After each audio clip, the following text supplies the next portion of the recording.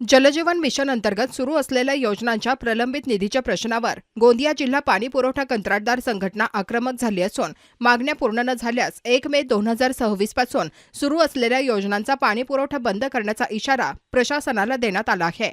संघटनेच्या निवेदनानुसार गेल्या 18 महिन्यांपासून जलजीवन मिशनच्या कामांसाठी निधी उपलब्ध झालेला नसल्याने अनेक योजना निधी अभावी बंद पडल्या आहेत। केंद्र शासनाकडून निधी उपलब्ध होण्याबाबत अनिश्चितता असल्याने राज्य हिस्सा देखील प्राप्त झालेला नसून जिल्ह्यातील सर्व योजनांची कामे ठप्प झाली आहेत।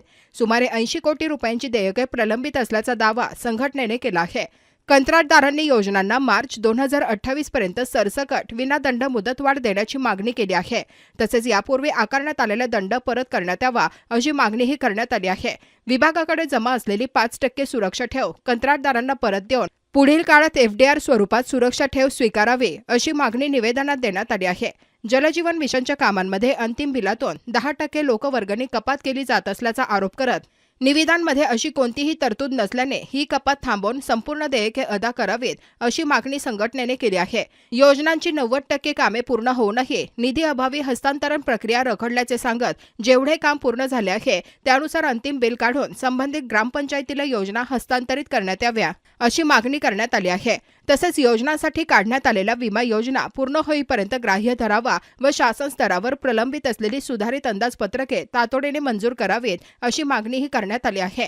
निधी उपलब्ध नसताना कंत्राटदारांवर कामासाठी दबाव आणू नये, अन्यथा कंत्राटदारांच्या जीवितास किंवा कुटुंबास धोका निर्माण झाल्यास त्याची जबाबदारी प्रशासनाची राहील असा इशाराही संघटनेने दिला आहे। दरम्यान पूर्ण झालेल्या योजनांची अंतिम देयके तातडीने अदा करण्याची मागणी करत दिनांक 30 एप्रिल 2026 पर्यंत सर्व मागण्या पूर्ण न झाल्यास दिनांक 1 मे 2026 पासून सुरू असलेल्या सर्व योजनांचा पाणी पुरवठा बंद करण्यात येईल असा इशारा संघटनेने प्रशासनाला दिला आहे। ग्रामस्थांना होणाऱ्या गैरसोयीस प्रशासन जबाबदार राहील असेही निवेदनात नमूद करण्यात आले आहे।